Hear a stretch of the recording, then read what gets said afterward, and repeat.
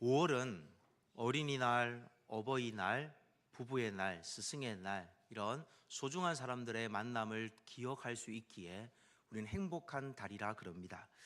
그런데 이 5월이 어떤 분들에게는요, 고통스러운 달이기도 합니다. 화목하지 않기에 어떻게 이 행복을 찾아야 되는데 찾지 못해서 갈등이 있는 거죠. 목회자들 가정에도요, 이런 부분에 어려움이 있기도 합니다. 아이들이 한참 태어나서 얼마 되지 않았는데 교회 사역이 너무나 바빠서 자기의 자녀들을 제대로 돌보지 못했던 목회자들은 이 어린이 주일날 설교할 때에 굉장히 그 설교하기가 힘들다라는 겁니다. 어버이 주일날도 마찬가지죠. 교회 사역이 바쁘다는 이유로 자주 찾아뵙지 못했기에 살아계시면 괜찮으련만 이미 세상을 떠나 주님 품에 안기셨을 때는 효도하지 못한 미련 때문에, 아쉬움 때문에 그 어버이 주일 설교가 힘들다라는 겁니다. 여러분, 우리는 1년 중 이런 가장 행복한 날임에도 불구하고 마음 한 구석에는 뭔지 말할 수 없는 송구스러움이 있는 어버이 주일로 보냅니다. 포스트 모던 시대를 살아가기에 절대적 가치인 부모 공경의 사상이 퇴색되어져 가는 효도에 대해서 알면서도 다른 이유로 그 포스트 모던 사상 때문에 부모를 공경하지 못하는 일들이 우리 주변에 점점 더 많아지는 것 같습니다. 각자가 부모는 자녀에게 피해를 주지 않으려고 살아가려 하고 자식도 부모에게 도움받지 않으려고 살아가는 각자 도생의 세상이 되어버렸다는 것입니다. 여러분, 나도 먹고 살기 힘든데 부모님을 어떻게 더 효도할 수 있습니까? 그렇게 고민하는 분들은 없으십니까? 사실 자녀가 커갈수록 자녀의 육아비가 너무 많이 지출되기에 저쪽 집은 누가 영어 유치원도 보낸다는데 누구는 또 사립 초등학교를 보낸다는데 우리는 어떡하지? 이것저것 빼고 나면 부모님을 잘 모실 수 있는 형편이 되지 않는다라는 것이죠. 심지어 이 시대는요, 태어나면서부터 육아에 미디어에 노출을 시킵니다. 부모님들이 조용하게 차를 마시고 싶어서 카페에서 아이들에게 핸드폰을 던져줍니다. 돌도 안 지난 아이들이 핸드폰 보고 있는 거죠. 자, 그래서 이 아이들이 나중에 커서도요, 각자 핸드폰이 생기면 방에 들어가서 부모님과 대화하기보다는 스마트폰이라는 섬 속에 갇혀서 부모와 단절되어진 삶을 한 지붕 아래에서 살아간다는 겁니다. 집에 큰 텔레비전이 있어도요, 텔레비전 앞에 같이 모여서 TV를 같이 보는 것이 아니라 작은 핸드폰으로 서로의 만족을 찾아가는 겁니다. 여러분, 그래서 누군가가 이 가만사성이라는 이 말을요, 이렇게 표현하기도 했습니다. 집에서 화내면 만사가 잘 된다. 여러분, 가만사성 그런 뜻이 아니죠. 원래 뜻은 집안이 화목하면 모든 일이 잘 이루어진다라는 겁니다. 저희 집 얘기 아닙니다. 어느 목사님이 딸아이가 3살 아이였을 때였습니다. 딸아이가 부모가 목사님 부부인데도 막 싸우는 걸 보면서 마음이 안타까웠는지 엄마 아빠 이리 와 그러면서 엄마 아빠 이마를 서로 붙여. 엄마 아빠 이마가 붙었어요. 어깨 동무해. 그리고 그 중간에 자기가 이마를 갖다 대면서 얘기하길 이렇게 얘기하는 거예요. 우리 좀 사이좋게 살자. 우리 좀 사이좋게 살자.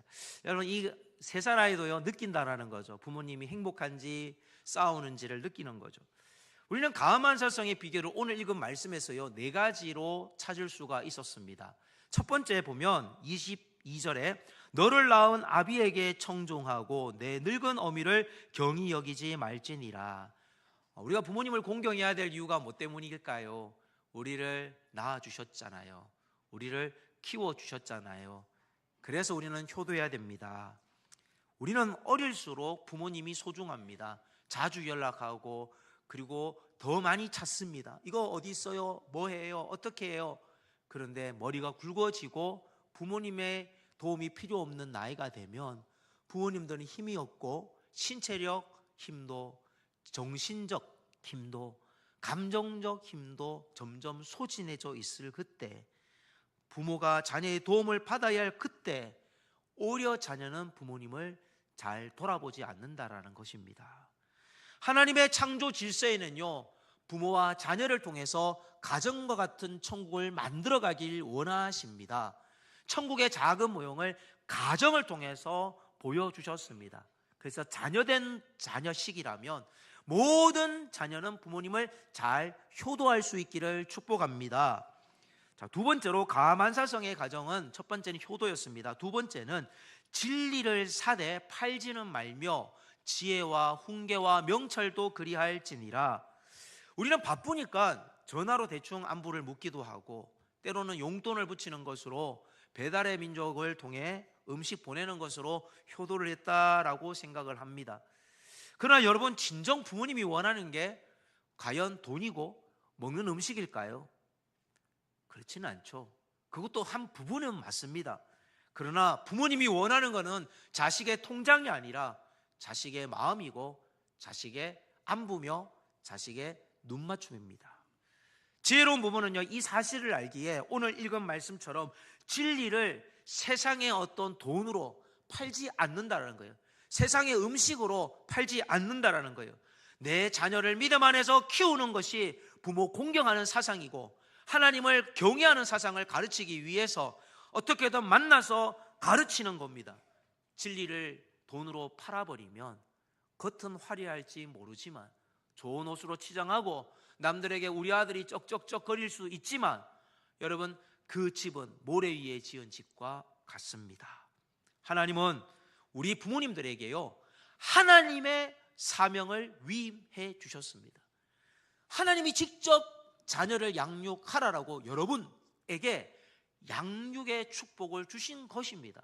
그래서 자녀에게 어떻게 하나님 나라를 살아가야 되는지 내 삶이 본이 되는 삶의 그릇이 되어야 됩니다.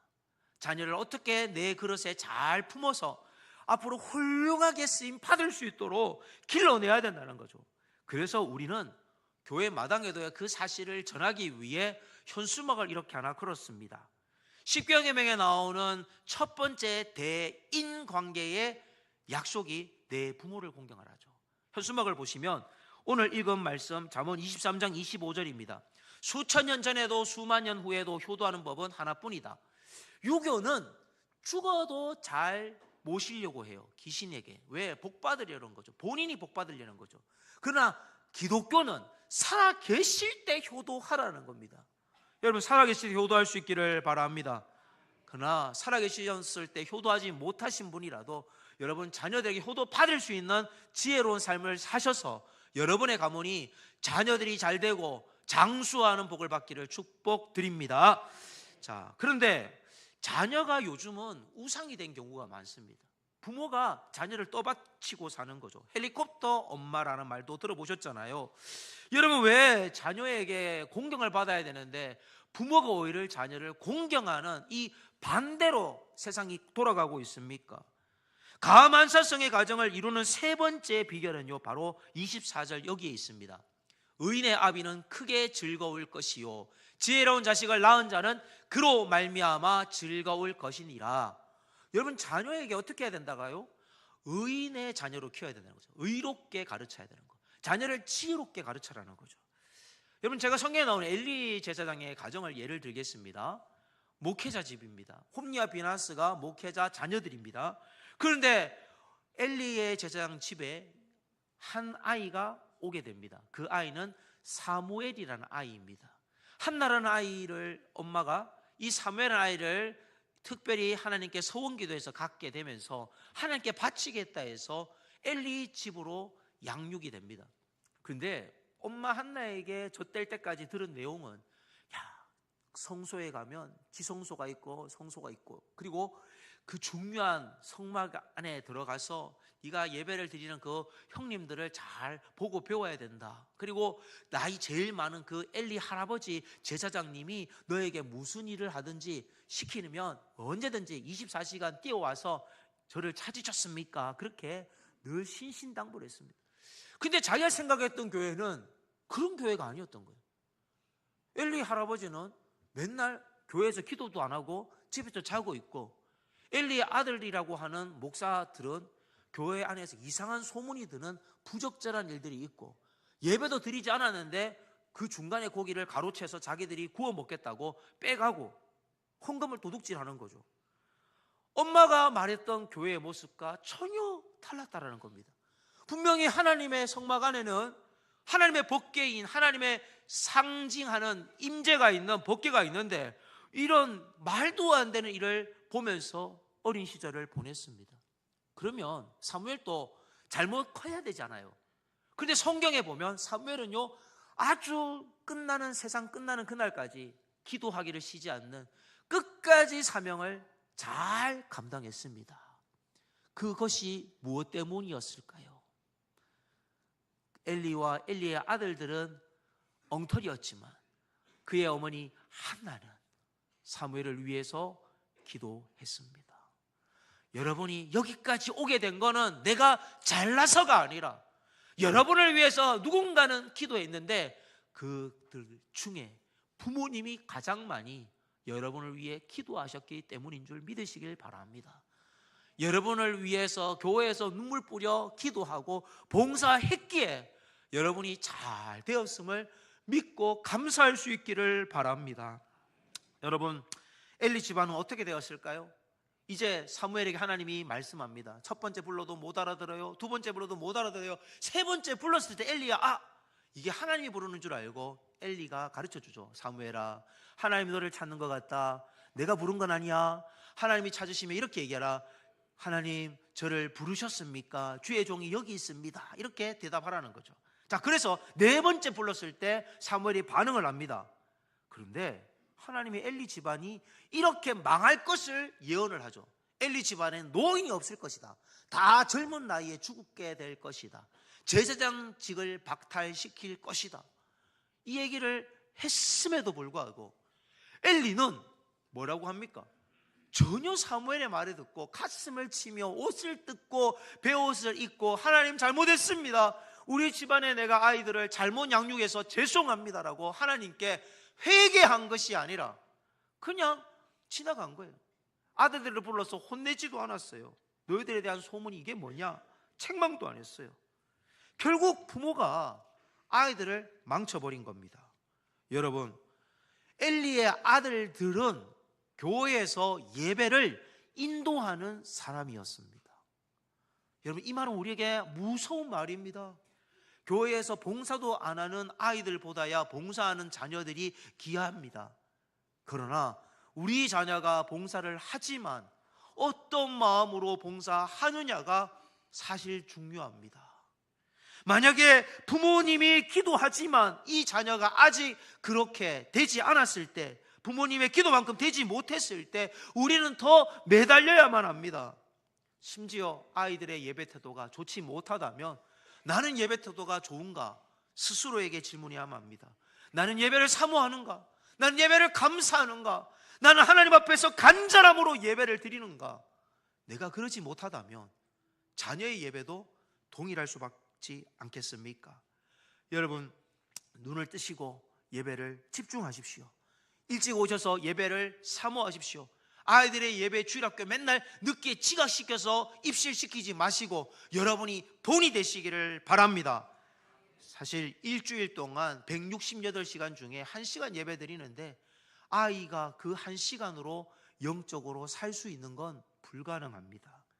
그래서 집에서 성경 읽는 모습을 부모가 보여주지 않으면 아이는 성경이 어디 있는지 모르고 하나님의 말씀인 줄 모르고 살 수밖에 없습니다. 이미 다 커버린 아이들하고 영적인 얘기를 나누는 건 쉽지 않습니다. 그러나 요즘 이런 문화가 있습니다. 요즘은 카톡으로도 영상통화가 되고 하니까 요즘 이렇게 하는데 하루에 3분 아니면 일주일에 딱 한 번이라도 3분 안에 아니면 5분 안에 일주일 동안 있었던 일들 중에 감사한 것을 서로 나누는 시간을 가지는 겁니다. 자녀들이 먼저 얘기하고 부모가 얘기하고 거기에 부모가 덧붙여서 잔소리를 하면 절대 안 됩니다. 왜 그랬어? 그건 요렇게 하는 게 더 좋은데 절대로 첨언을 하지 않습니다. 그냥 아이고 잘했다 잘했다 그래 하나님께 감사하네 고맙다 그리고 예수님의 이름으로 기도합니다. 짧게 끝내라는 겁니다. 그러면 자녀가 주도하는 가정 예배다 보니까 자녀가 점점 더 하기를 원하게 되는 거죠. 여러분, 이런 가정 예배도 한번 드려보시기를 바랍니다. 태어나면 아이들은 천사가 아니라 사실 악마입니다. 아이를 키워본 분들은 압니다. 젖주지 않으면 떼쓰고 잠 자기가 안 오는데 왜 부모한테 짜증을 부립니까? 기저귀 안 갈아준다고 성질내고 이 은혜 받지 않은 이 아기들을 사실을 어떻게 키워야 될까요? 사실 예수님의 제자들도 아기에 대해서요 잘 몰라서 아이를 안고 오는 우리 아기를 하나님 축복해 달라고 예수님께 안고 오는데 애들은 가 애들이 올 때 아니야 이렇게 예수님의 제자들이 쫓아낸 거예요. 마가복음 10장 13절 14절을 보시면 쫓아냈다라는 거예요. 근데 예수님은 그걸 보고 뭘 하십니까? 화를 낸 거예요. 이것들 제자들 너희들 뭐 하는 짓이냐? 지금 어린아이들이 내게 오는 것을 왜 금하느냐? 용납하고 금하지 말라. 이 어린아이 같이 되지 아니하면 결단코 천국에 들어갈 수 없다. 하나님의 나라는 이 어린아이와 같은 마음이 되어야 된다. 그렇게 말씀하셨습니다. 이 아이들이 예수님의 얘기를 들을 때 어떤 마음이었을까요? 자존감이 올라갔겠죠. 우리는 천덕꾸리거기가 아니구나. 예수님이 제자들이 우리를 천덕꾸리들 저리 가가 아니라 예수님이 우리를 존중해 주네. 자존감이 높아졌겠죠. 여러분, 저는 교회 시간에요, 예배 시간에 작년부터 예배를 드리다가 아이들이 막 떠들어도요, 여기 우리 아이들 또 예배 드리는데 괜찮아요. 뛰어다녀도 괜찮습니다.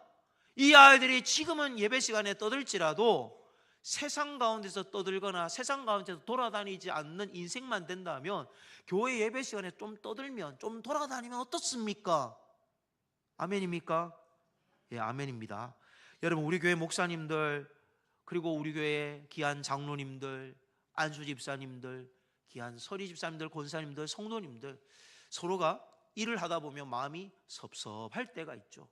그때 여러분, 우리가 입으로 자녀들에게 그 얘기를 하면 안 됩니다. 교회는 일 열심히 해놓고 섭섭한데네. 일을 열심히 안 해야 되겠구나.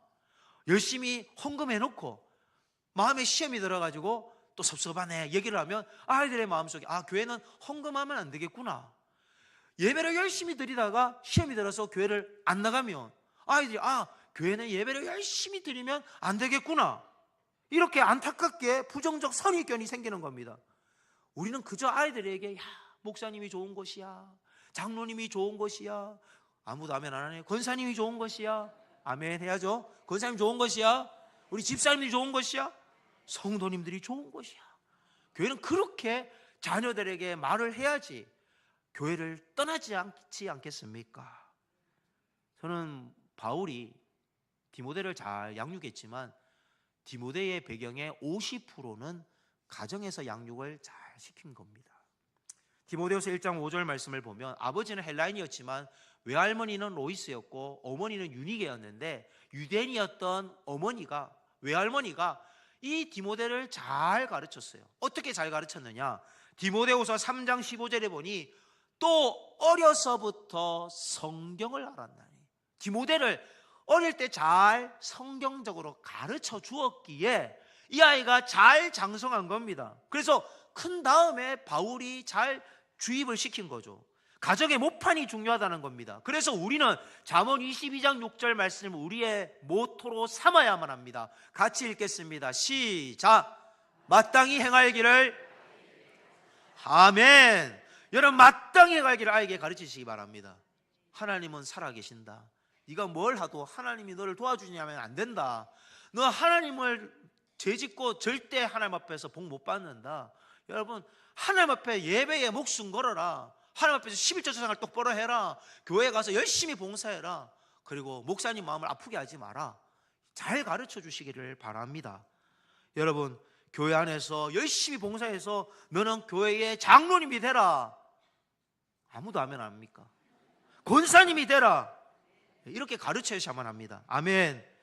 여러분, 가마사성 마지막 네 번째입니다. 잠언 23장 25절 함께 읽을까요? 시작. 내 부모를 즐겁게 하며 너를 낳은 어미를 기쁘게 하라. 아멘. 자녀들이 부모님을 기쁘게 즐겁게 섬길 수 있도록 가르쳐야만 합니다. 저절로 되는 경우는 없습니다. 이 시대는요, 부모와 자녀가 단절됐습니다. 자녀가 어느 날 아버지 전화를 받습니다. 딸, 잘 있어? 왜 전화했어?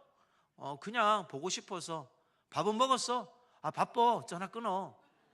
자, 이제 딸이 전화를 끊었어요. 그리고 나서 또 딸이 미안한지 시간이 지나고 나서 전화해요. 아빠 아까 왜 전화했어? 그냥 밥은 먹었어? 아까 물어봤잖아. 사실 이렇게 전화를 아버지가 한 이유는 아버지는 안부를 묻는 말이 밥은 먹었어? 라는 질문입니다.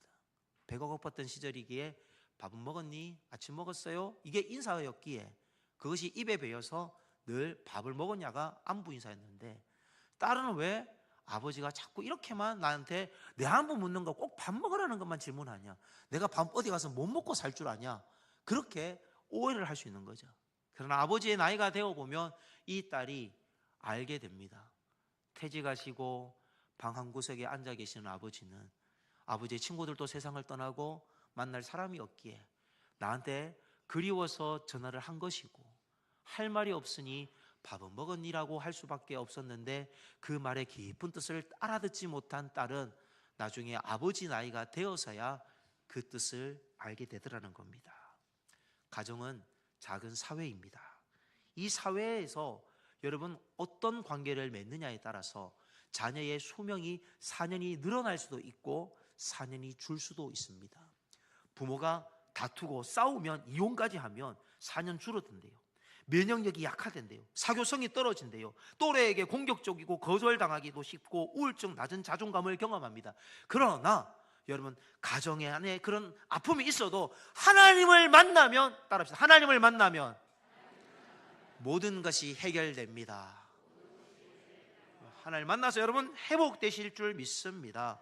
여러분, 부부관계는요, 아이의 성격에 50% 이상 영향력을 행사합니다. 2024년에 중앙일보 플러스에서 나온 기사 중에 하나가 화목한 가정의 자녀들이 서울대나 의대를 들어갈 확률이 높다라는 거죠. 그게 안정적인 가정 안에서의 양육이 중요하다라는 겁니다. 여러분, 몬테솔리나 유명한 교구를 만든 분이 또 얘기합니다. 아이한테 반복적으로 학습을 시키라는 거죠. 우리가 아이들한테 동화책을 읽어주잖아요. 그거 왜 읽어주죠? 아이는 한 번 읽어줬는데 아빠 또 읽어주세요, 또 읽어주세요 하는 이유가 이상하지요. 그런데 아이들은요, 반복할수록 예측을 가능하게 되고 그러면 안정감을 얻기 때문에 이것이 자기의 머릿속에 각인이 되어지면요, 어떤 그림이 그려지는 거예요. 아빠가 읽어준 동화의 그림이 머릿속에 그려지는 거예요. 그러면 내 안에는요, 시냅스가 나와서 시냅스에서 수상돌기가 뻗어서 그것이 전두엽에 영향을 줘서 아이가 그렇게 밝게 아름답게 훌륭하게 자란다라는 겁니다. 여러분, 화목을 그려주면 자녀가 행복을 그리는 거죠. 여러분의 가정의 자녀들이 행복을 그릴 수 있는 자녀가 되기를 축복합니다. 그러려면 부모가 서로 사랑합니다. 사랑해야 합니다. 부부끼리 싸우지 마시고 사랑하십시오. 그리고 부모님을 존경하는 모습을 보여줍시다. 그리고 자녀를 혼내는 것이 아니라 존중하고 자녀를 위해 기도하는 그런 부모로 우리 모두 살아가기를 축복합니다. 예쁜 가수 중에 한 분이 이효리 씨라는 가수가 있죠. 그런데 우리가 좀 생각해 볼 때 남편의 얼굴은 이효리 씨하고는 조금 괴리감이 있습니다. 이상수 씨인데 신문에 나온 기사예요. 왜 이효리 씨한테 물어봤어요. 이상순 씨하고 왜 결혼했느냐. 자기가 명절에 이상순 씨의 집에 가봤는데 여기는 그렇게 화목하더라는 거예요. 이상순 씨네 부모님은 자녀하고 너무나 행복해 보이더라는 거예요. 근데 자기 집은 명절만 되면 싸우는 거예요. 그래서 이효리 씨가 안 거예요. 난 이런 행복한 시댁에서 살아야 되겠다. 그래서 그렇게 결혼했대요. 근데 제가 어느 날 우연히 영상을 봤는데 이효리 씨의 어머니가 교회를 다니는 분이에요. 근데 교회를 가는데 이효리 씨가 옷을요 좀 이상하게 입은 거예요. 가수니까. 그러니까 야, 너 교회 가는데 옷을 왜 또 그 모양이냐.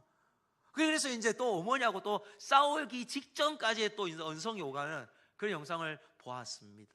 여러분, 교회를 다녀도요, 자녀에게 잘 표현하지 못하면 자녀가 교회를 가면서도 마음이 꿀꿀할 수가 있습니다. 사랑하는 부모님들, 개역개정 성경과 공동번역 성경이 있는데, 공동번역 성경은요 천주교와 기독교가 같이 작업을 한 성경책인데요, 한번 보시겠습니까? 잠언 17장 1절입니다. 마른 떡 진수성찬으로 비교가 되고, 제육을 진수성찬으로 비교하고 누룽지와 마른 떡을 비교를 하고 있죠. 자, 제가 뭘 얘기하느냐, 이 솔로몬이 이 책을 썼어요. 솔로몬은요 전국에서 조공을 바치는 엄청난 진수성찬의 음식을 먹습니다. 그는 금그릇에 국을 먹었을 것이고, 수저는 은젓가락인지 금젓가락인지 모르지만 그렇게 밥을 수저로 먹었을 겁니다. 그런데 왜 이런 얘기를 했을까? 그는 아버지가요, 이복형, 배가 다른 형 이복형 압살롬에 의해서, 압살롬의 난에 의해 아버지가 급하게 그 요단강을 건너는 것을 경험했습니다.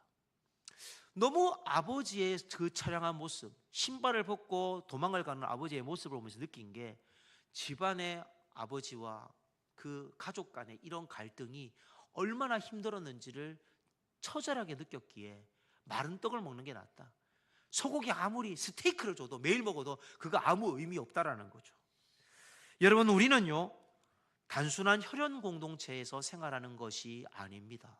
우리는 하나님이 주신 가정과 같은 교회면서 천국과 같은 가정에서 여러분 언약 공동체를 여러분들은 만들어 가고 있습니다. 저도 여러분도 가하만사성에 그런 복을 누리시려면 오늘 이 4가지의 말씀을 기억합시다. 집에 여러분 표구로 멋지게 한자로 가하만사성 써놨다고 해서 그것이 부적이 되는 것이 아니라, 오늘 이 4가지 한번 읽어볼까요? 시작. 부모님의 말씀을 청종하는, 부모님의 권위를 존중하는 가정, 하나님의 진리가 다스리는 가정, 자녀의 의로움과 지혜가 부모의 기쁨이 되는 가정, 자녀들이 부모님을 즐겁게 하는 가정, 이런 가정 만들길 축원합니다. 오늘 예배가 끝나고 혹이나 부모님과 함께 계시다면 부모님에게 감사 전화를 드리거나, 예배의 자리에 계신 부모님들에게는 어머님, 아버님 고맙습니다, 사랑합니다, 그렇게 고백하셔서 여러분 이 땅에서 잘 되고 장수하시는 복을 누리시기를 축원드립니다. 사랑이 많으신 하나님, 우리가 살면서 부모님에게 잘하려고 하면서도 늘 모자라고 부족했던 것을 고백합니다. 오늘 이 말씀을 붙들고 다시 한 번 더 부모님 공경에 대한 마음과 존중과 공경에 대한 마음을 회복할 수 있게 하여 주옵소서. 자녀들에게 좋은 믿음의 부모가 되기로 결단합니다. 하나님, 부부간에 화목하게 하시고, 하나님 지금까지는 부족한 부분이 있었을지라도 5월 가정의 달 다시 새롭게 거듭나는 이전 것은 지나갔으니 보라 새 것이 되는 모든 가정들 되게 하여 주옵소서. 모든 가정을 새롭게 하실 예수님의 이름으로 기도드립니다. 아멘.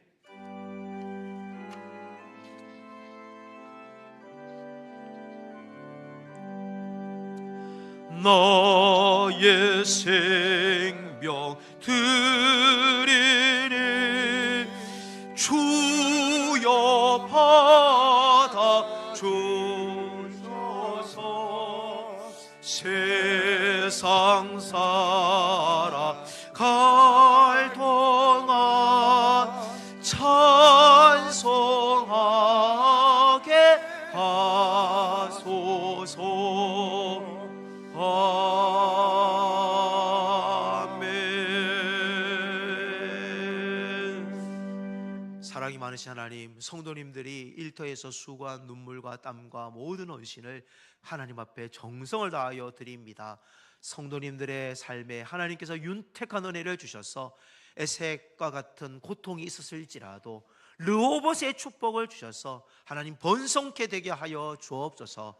주님, 들어가도 나가도 복을 받을 수 있는 이른 비와 늦은 비의 축복을 허락하시며, 하나님 때마다 시마다 하나님께서 큰 도움의 손길을 허락하여 주셔서 모든 것이 하나님의 은혜였음을 입술로 고백하게 하여 주옵소서. 사람 모든 성도들, 특별히 하나님 아버지 앞에서 어렵고 힘든 삶 가운데 육체의 질병 가운데 고통받는 자들도 있다면 주여 성령으로 치유하여 주셔서 하나님 앞에 믿음으로 감사하며 드릴 때마다 하나님의 놀라운 은혜의 손길을 경험하여 성령의 안수하심으로 치유되어질 수 있도록 인도하여 주옵소서. 하나님, 모든 성도들의 삶에 30배, 60배, 100배의 축복을 주시기를 소망하오며 예수님의 이름으로 기도드립니다. 아멘.